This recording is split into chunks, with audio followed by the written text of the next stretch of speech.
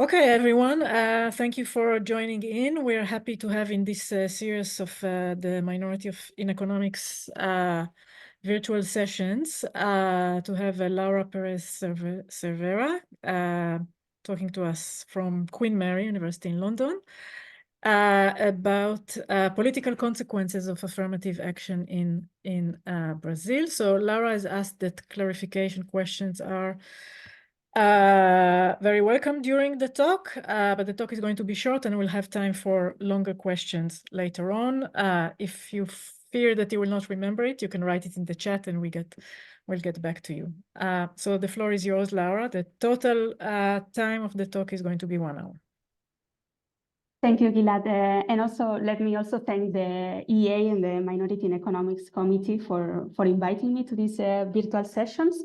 Let me also introduce myself very briefly. I'm a PhD student at Queen Mary, and my main field of research is political economy and its intersection with development, media, and the focus of this talk, which is racial relations. So this project that I'm going to talk about today will be my job market paper. And it's, as Gilad was saying, about the consequences of racial affirmative action, the political consequences of affirmative action in Brazil. So racial affirmative action policies are widely used by governments and organizations in different settings, from labor market to politics to education, in an attempt to redress historical inequalities across racial groups. They have, however, been particularly divisive since their inception. This poses the question of whether the reallocation of resources from racial majorities to racial minorities, whether this reallocation of resources might enhance the salience of racial identity in policymaking and hence foster divisions in terms of racial lines in the political process. I study such unintended consequence of affirmative action by focusing on whether racial affirmative action increases preferences for same-race candidates, either because they expect them to do policy in order to favor their own racial group, or simply because voters might derive utility from adhering to their racial identity. While racial voting might be beneficial to increase representation of minorities, voters might also incur in costs if they trade off other relevant policy dimensions, such as candidate competence, the efficient provision of public goods, and their ideological stances. So this is something that I will also tackle during the talk. In order to answer these questions, I focus on the first nationwide affirmative action policy that used race as an eligibility criteria in Brazil, which was the law of quotas. This policy was approved in 2012 and mandated the reservation of half of admission seats in federal universities, which are free of charge and among the most prestigious in the country, to a combination of public high school, low income, and non-white students. I'm going to focus on this later category, and in the paper, I assess the local educational and political effects of racial quotas by constructing an exposure measure to the policy based on pre-policy enrollment patterns of students across those institutions. In the first part of the paper, I'm going to investigate the redistributive effects of the policy by looking at changes in enrollment rates across racial groups in such institutions. And then in the second part of the paper, I'm going to see how this translates into politics, specifically by looking at federal and state legislative elections and how and whether the policy affected preference for same-race candidates and the trade-offs in terms of ideology and candidates' quality, which I proxy with education. So in order for this analysis, I assemble a geographically granular data set at the municipality and polling station level for elections happening between 2006 and 2018, which I combine with voters' demographics and the race of candidates, which I predict using a machine learning model. The rest of the talk will continue as follows. So I will provide first a brief overview on the racial context in Brazil and provide highlight the main points of the policy that I'm studying, the law of quotas. Then I will continue by I will go through the main data sets that I use in the analysis, and I will spend a bit of time explaining one of the main methodological contributions of my paper, which is the use of Vertex AI to predict the race of candidates. Then I will continue with empirical strategy. I will go through the local educational effects and political effects. And finally, I will conclude and will guide you through because this project is still work in progress, I will explain what I'm currently working on and where this project is going. So Brazilian history is marked by its complex racial relations. So starting from the Portuguese colonization in the 16th century, Brazil was the largest recipient of enslaved Africans during the Atlantic slave trade era. And soon after Portuguese colonization, or during Portuguese colonization, colonizers actually actively sought to shape the racial composition of the country by promoting policies that, I quote, attempted to whiten society. These policies included the encouragement of racial miscegenation between white colonizers and enslaved African and indigenous people, together with state-sponsored European migration in the 20th century. This led to a very racially diverse country, with more than half of the population self-identifying as non-white. This history of racial mixing led to the widespread rhetoric, especially among the elites, that the country was a racial democracy, meaning that race did not determine socioeconomic opportunities in either divided society.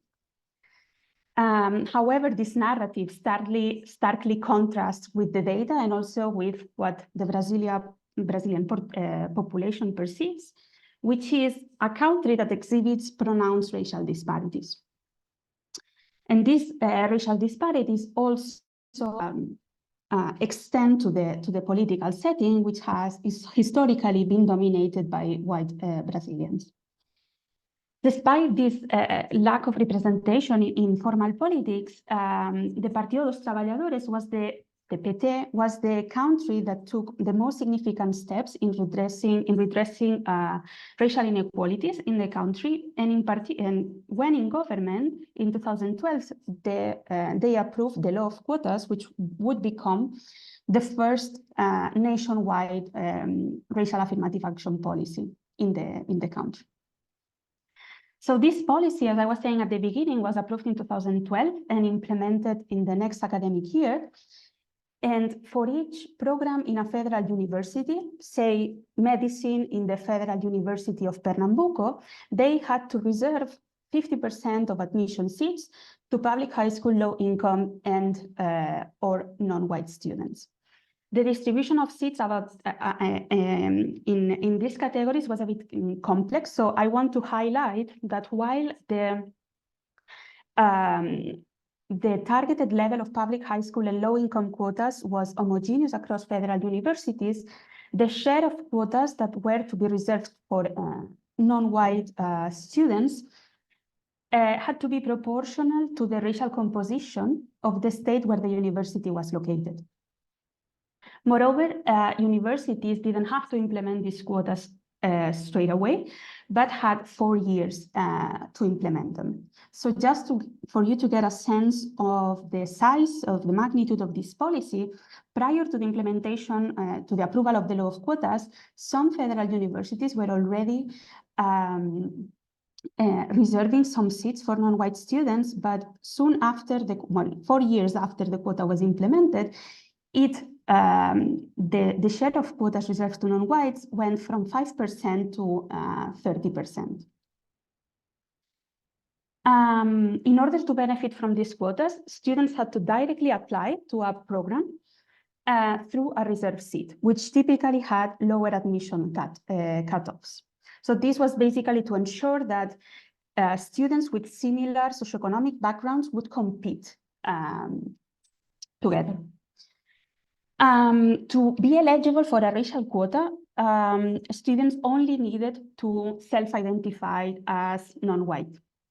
But possibly because of this, the particular fluid nature of race in the Brazilian context, this led to recurrent complaints of fraudulent behavior, which ended in the creation, led to the creation of these commissions of heteroidentification, which in short, it was a panel of experts in federal universities that would determine whether students complied with the prescribed phenotypical traits of a non-white individual. And if they didn't comply, they would be expelled usually from the university. So after having given this overview, let me proceed to explain the main data sets that I use. So in terms of educational data, I use the Census of Higher Education microdata, which is restricted access individual level data on the universe of students that are enrolled in higher education in Brazil, and also provide information on the program and the university. Since I'm doing since I want to assess the local consequences of this policy, I aggregate this data at the municipality level. I complement this dataset with information on the implementation of quotas, which I get from Melo and the centralized application platform CISO. In terms of political outcomes, I retrieve data on voting results from the Electoral Superior Court from Brazil, the TSE, at the municipality and polling station level, which polling stations, so that you get a sense, polling stations contain around 1,000 voters each. So I gather information from all the elections happening between 2006 and 18, and combine this with electoral demographics, again from TSE, but also from the demographic census, because TSE doesn't have information on the racial composition of the electorate. So I use the census to complement this information. And in terms of the race of candidates, the TSE also provides so candidates will report their self-identified racial group. However, there are two limitations. First of all, there is no information on the racial group of the candidate prior to the implementation of the policy that I'm exploiting to the law of quotas. So I don't have pre-treatment data. And second of all, it has been documented that this measure, this self-identified race, suffers from, so it's susceptible to electoral incentives. So it has been documented that candidates sometimes might change their racial classification depending on electorate characteristics or the nature of the election. So in order to overcome these limitations, I use almost 2 million official pictures from the candidates and a multi-level image classification automated machine learning model to classify candidates according to their phenotypical traits. So let me spend a few minutes explaining what this is. So this model is developed in the Google's Vertex AI platform. And so what it essentially does is to capture which are the phenotypical traits that characterize each racial group, white or black. So I'm gonna take the extremes. And I train it with a random sample of 3,000 candidates using their pictures and the self-reported rates from 2014, which is the first year I have information on this, on their classification. And what the model will give is the probability that each candidate, the probability that the candidate complies with the phenotypical traits, so basically the facial attributes of a given racial group. So I don't have time to spend, I don't have a lot of time to go over the evaluation of the model, but just so it performs pretty well according to the metrics that are usually used in this field.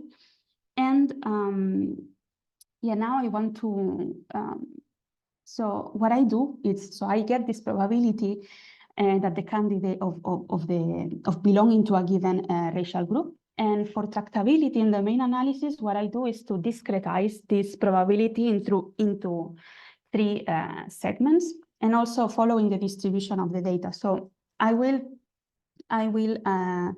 classify a candidate as Black if the probability of being Black is higher or equal than 80%. Then I will classify a candidate as White if the probability of being Black is below or equal 20%. And because the mixed race category is the result of centuries of racial mixing between the Black and white groups, I'm going to define these candidates as having, mixed race candidates as having an intermediate probability. So with this classification, what I find is that at baseline, 40% of candidates running for elections are classified as non-white. And among the elected candidates, 30% are non-white. So this lack of support for non-white candidates, I want to emphasize that it is not because of a lack of supply of candidates across electoral districts. So it's not because voters cannot vote to non-white candidates and they are, for instance, clustered geographically. No, so all voters within their pool of candidates that they can select, there are non-white candidates, and also along the entire ideological spectrum. So there are non-white candidates from left to right. However, there are slight differences in candidate characteristics. And in particular, non-white candidates are on average, have on average a lower educational attainment and receive less campaign funding from their party, so around 10% less than their white counterparts. So after giving this overview of the data, I will continue with the empirical analysis. So as I was explaining, this policy was implemented at the university level.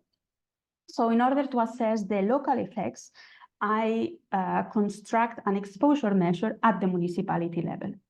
This exposure measure will build on previous literature showing that students' higher educational paths are influenced by the educational choices of their environment. So I define the exposure to racial quotas as the predicted share of racial quotas allocated to each municipality, assuming they are assigned according to pre-policy enrollment patterns across those institutions. Formally, it takes the form of a shift share instrument, in which the shift part is its QUT, which is the number of advertised admission seats that are reserved to non-white candidates in University U at MT. And the share part of the measure is the share of students that are enrolled in University U that come from Municipality M. So in order also to ease interpretation, I'm going to scale this measure by the population at risk, which I define as population at university age, which usually are between 18 and 24 years old. So for you to get a sense on the magnitude of this exposure measure, Municipalities on average are exposed to or are assigned to 5 racial quotas per 1,000 students, individuals at risk. And more than 80% of the municipalities, I don't have it here in this slide, but I tell you, more than 80% of the municipalities are exposed to the quota at some point during the study period. So to assess the effect of this of exposure to the quotas on education and political outcomes, I conduct a municipality level analysis over the period 2010 to 18 for educational outcomes and 2006 to 18 for political outcomes. And I estimate the following equation. So I regress exposure to racial quotas in a given municipality at time t on the outcome of interest. I include a set of baseline municipality characteristics, which I interact with year fixed effects in order to allow municipalities that are different at baseline to follow different trends. Here, I also include in these municipality controls, I'm going to include also the total enrollment in federal universities at baseline, because I want to focus on the variation of the exposure measure that stems from the differential choice of federal universities, conditional on going of enrolling in those universities. I also include municipality and state times year fixed effects. And well, epsilon is the error term. Laura, can I just stop you for a second? Yes. When we think about, to clarify, when we think about Yes. exposure to racial quota, Yes.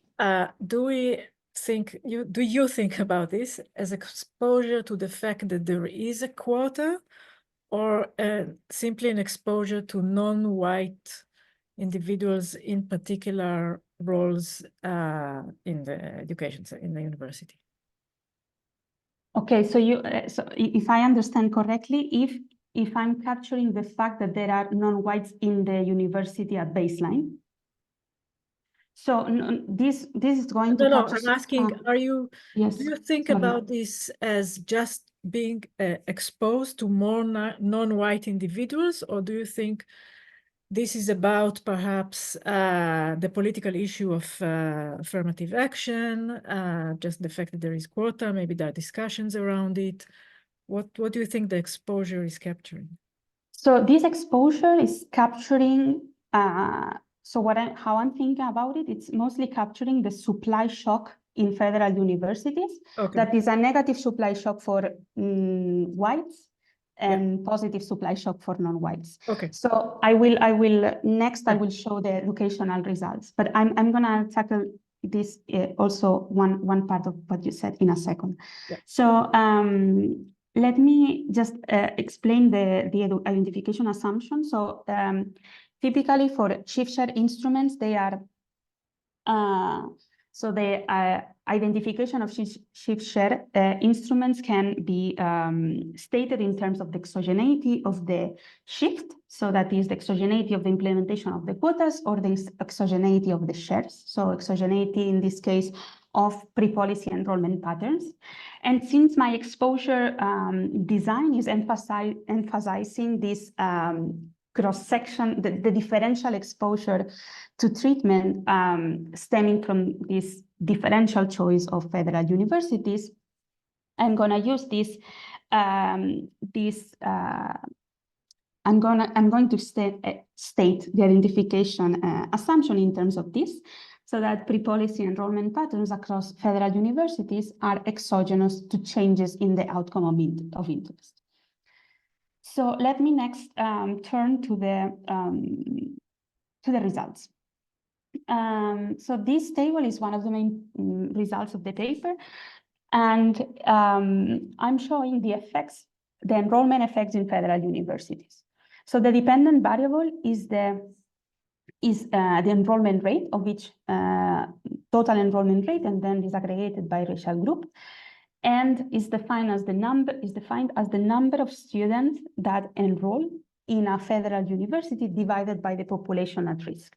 so population between 18 and 24. So what I find, if we look at column 1, what I find is that the expansion of racial quotas had a negative effect, but insignificant effect on total enrollment.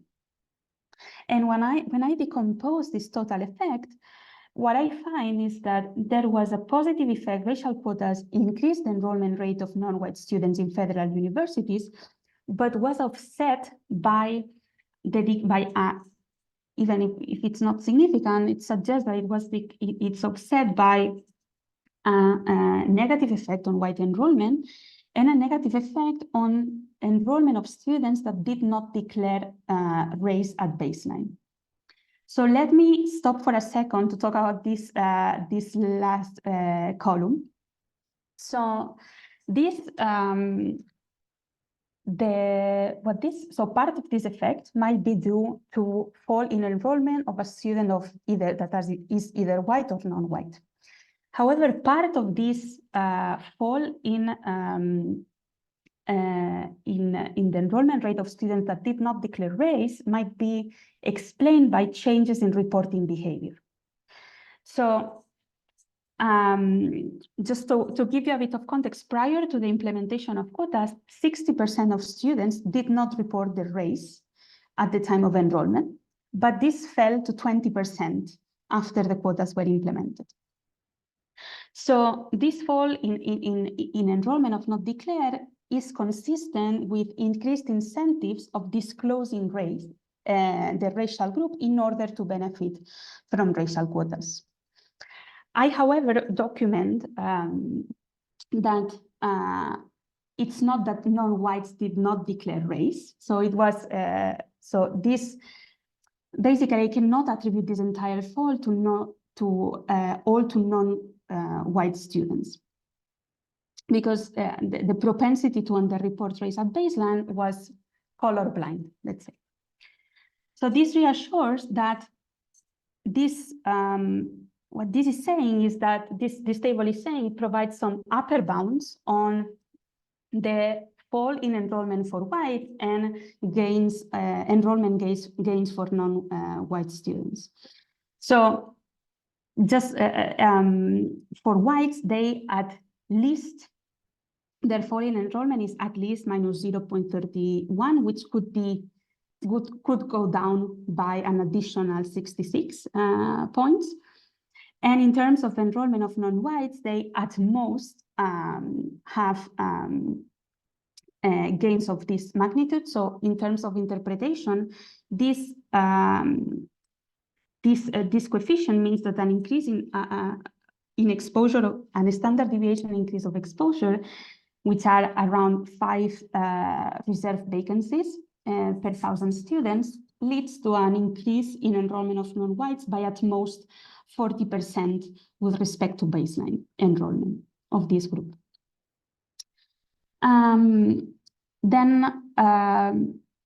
How did this translate into politics? So I'm going to get back to Gilad's point on what does this measure capture. So what I want, so for the political analysis, I'm going to conduct a reduced form analysis in order to capture that that the effects of racial quotas are not only driven by actual reallocation of resources across race or actual reallocation of seats, but also by the threat of displacement or empowerment among different racial groups. So I begin by looking at how exposure to non-white quotas affect the preference for candidates depending on their race. So the dependent variable is vote share, and I just report the vote share for non-white and split it between mixed race and Black, because, well, the white vote share is just redundant, right? It's the admitted racial. So what I found is that the expansion of quotas led to a significant positive and statistically significant increase in the support for non-white candidates running for federal deputies, and that this increase is primarily driven by an increase in support for non-Black candidates. In state elections, I find results are similar, so they have the same sign, similar in magnitude, but a bit smaller, which might be explained by the fact that racial quota, the law of quotas was a federal policy. So voters might perceive that race has a higher impact at the federal level than at the state level. So again, in terms of magnitude, this one standard deviation increase of exposure to racial quotas implies around a 15% increase in the vote share for Black candidates with respect to basic. Laura, there is a question in the Yes. chat, which I think maybe Yes. to take now. Sorry, I later. cannot see this.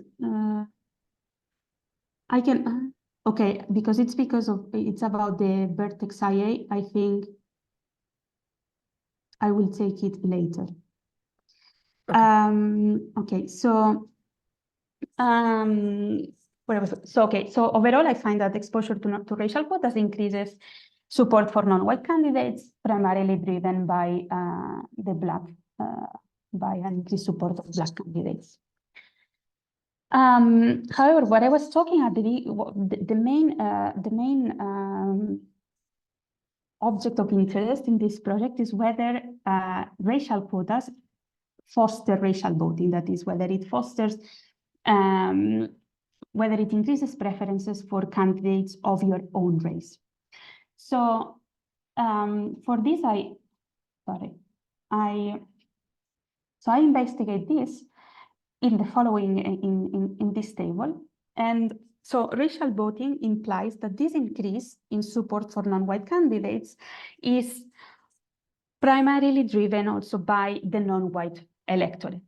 So in order to test this, what I do is to augment the equation, the main regression equation, by introducing the interaction between the share, the exposure measure at the municipality level with the baseline share of population of a given racial group. So what I find is the following, that for the case of non-white candidates, the increase in support for non-white candidates is amplified in predominantly non-white municipalities. So sorry, because I forgot to say this. This I'm going to the share of population. I express it with respect to its mean. So this is the average effect. This is the effect for. So this is telling us basically that the exposure had higher. That exposure had an increase, led to an increase in support for non-white candidates that is larger in predominantly non-white municipalities. And again, racial voting is strengthens, especially among municipalities with a larger share of Black population. Again, in case of the state elections, the results seem to go in the same direction, but they are more modest in magnitude. So next I look at the interaction between racial identity and ideological stances. And if you remember what I said in the middle of the talk, non-white candidates were running along the entire ideological spectrum.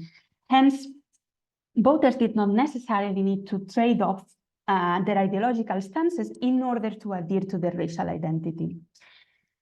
However, it might be the case that racial quotas had milder effects for non-white candidates running in right-wing parties, simply because these parties do not typically advocate for racial policies, neither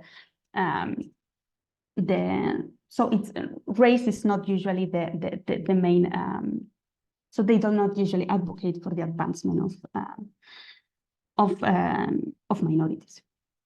So what I find is that indeed, so here I look at the dependent variables that both share to non-white candidates, and what I found is those that benefited the most from the expansion of racial quotas in federal universities are indeed candidates running in left-wing parties.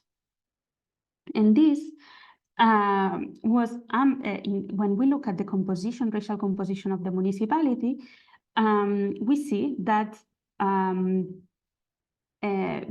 predominantly non-white municipalities increase their support to both left-wing and right-wing, but the effects for left-wing candidates were almost double than for the right-wing.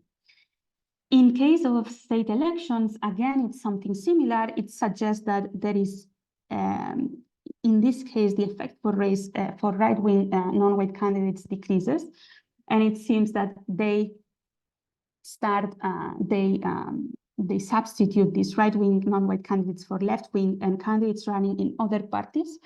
So these other parties are not classified with my.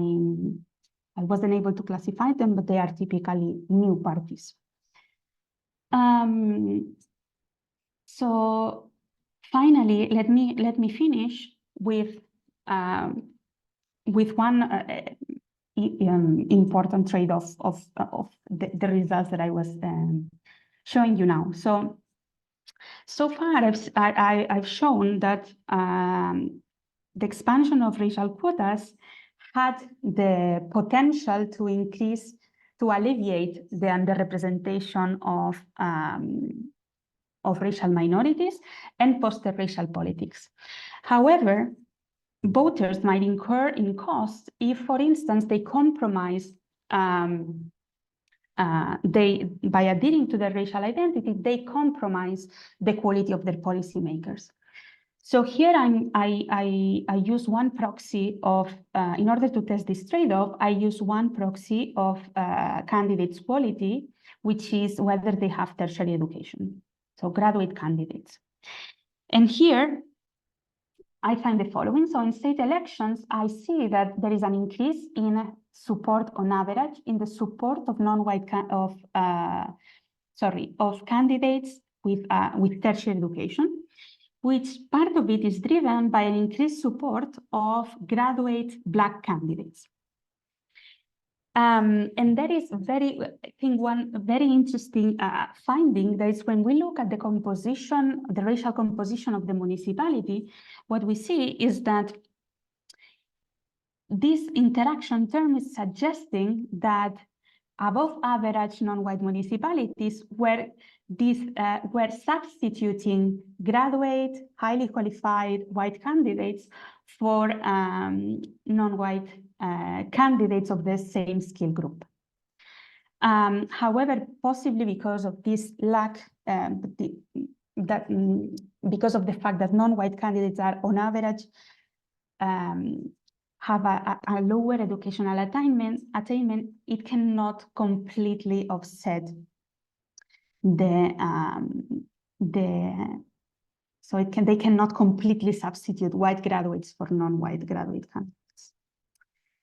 So let me finish by giving a very brief summary of what I've shown so far, and also what I'm currently working on. So this paper studied the one unintended consequence of racial affirmative action that is whether the reallocation of resources across racial groups induced by these policies foster racial politics.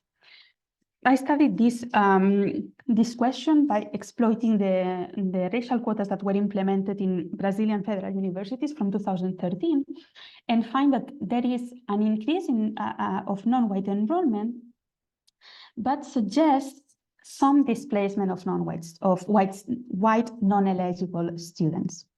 This translated into politics with an increase for preferences of same-race candidates, but I don't find significant trade-offs in terms of competence. So as I was saying, this is a work in progress paper. So one of the things that I'm currently working on is the fact that while these results that I've shown are indicative of racial voting, they are geographically particularly aggregated. So municipalities in Brazil in size are similar to US counties. Hence, the insights that I can provide in terms of the actual behavior of voters across racial groups are limited. That's why what I do is to go to a very granular unit, electoral unit, which are polling stations. And I combine polling station electoral results with the racial composition of their catchment area, which will allow me to provide a bit more evidence on racial voting. Then I'm expanding the data set to include municipality elections, which will also allow me to derive provide some results on changes in candidate supply, because so far in these elections, they were running at the state level. So I couldn't say anything really about candidate supply. It was already controlled for. So municipality elections can help me understand if they foster an increase in supply of non-white candidates. And finally, right now I'm also exploring other trade-offs. The first of all, I'm continuing looking at measures of candidate quality, such as experience in office, corruption, and also whether racial quotas incentivize that policymakers provide public goods along racial lines. So this is it. Thank you very much for those that Thank you so joined. much, Laura. This has been really interesting. So perhaps Peng, you want to ask the two questions that you've written in the chat. If you want to ask them verbally, that would be great. Yes. Can you hear me? Yes. Yeah. So the first question is that regarding the output, when you showing the output regarding ratios, I think is depending on the like whether the candidate is a black or not. Have you tested whether the intensity of the candidate matters? And the second question, I think you already almost answered. You're just saying that well, currently you cannot tell the education and the candidate. Yes, so in the first question, I also I use a finer discretization of the probabilities and find that actually this positive effect on the support for black candidates is driven by the extreme of the probability distribution. But I can definitely explore this a bit more. And second, so I think I don't know if you mean that because racial quotas in federal universities, so if racial quotas in federal universities, because they increase enrollment of non-whites, if they then turn into politicians, right? So this I cannot tackle it yet, so I cannot answer this at the moment, but it can. So this is a bit difficult in terms of data availability, but there is the possibility of linking the education data set with political data sets and see if these were actually, if these students, so if these are actually graduates from federal universities at the time of racial quotas. So I could eventually answer this question, but at the moment, I cannot say anything, but it's a possibility, definitely. Laura, can I ask? Yes. So one mechanism is fostering racial identity, making it salient, and then you are somehow focused on this and you want to vote for people that look like you or maybe concerned with the same issue as you, which can be just simply for the benefit of your group, which makes sense. Another possibility is not so much preference, but information.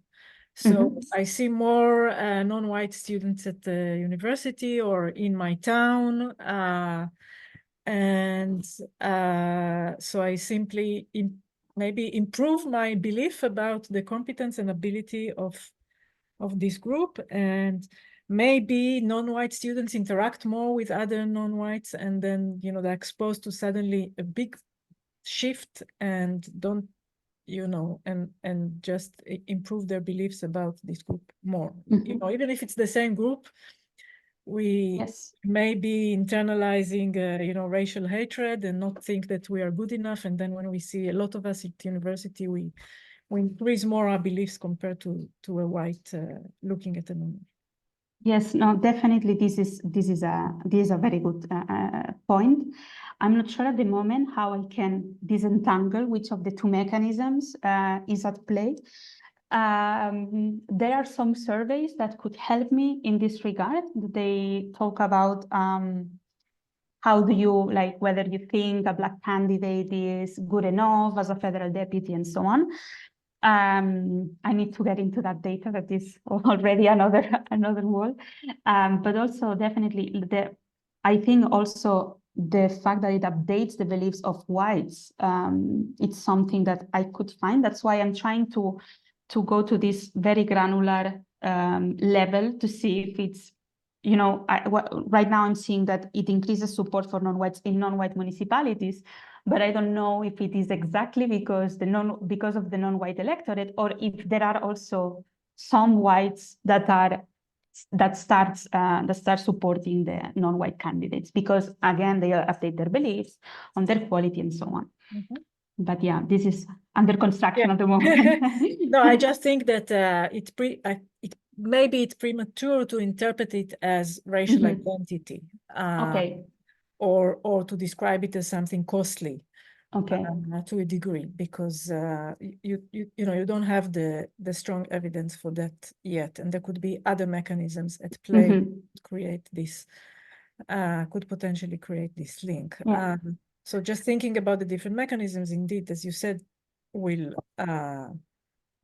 allow you to perhaps look at different data to confirm which of it is the main mechanism. Definitely. Because if you would see, for example, that there is a big shift of white voters away from non-white, so you know, so they become frustrated with affirmative action, then you could perhaps say something about affirming the divide. I'm just not sure at this point that this is sufficient to say that, you know, this is creating a big divide, right? Yeah, definitely. That's what I was saying, that I'm trying to I want to rely on these very granular data sets. Let's like to see if it can allow me to draw like more insights on this divide. Yes, among the electorate. Right. Are there any other questions? Okay, fantastic. Thank you so much. This has been really interesting, and we look forward to see the more granular data and more working papers on that. Thanks a lot. Thank you very much. Thank you. Bye.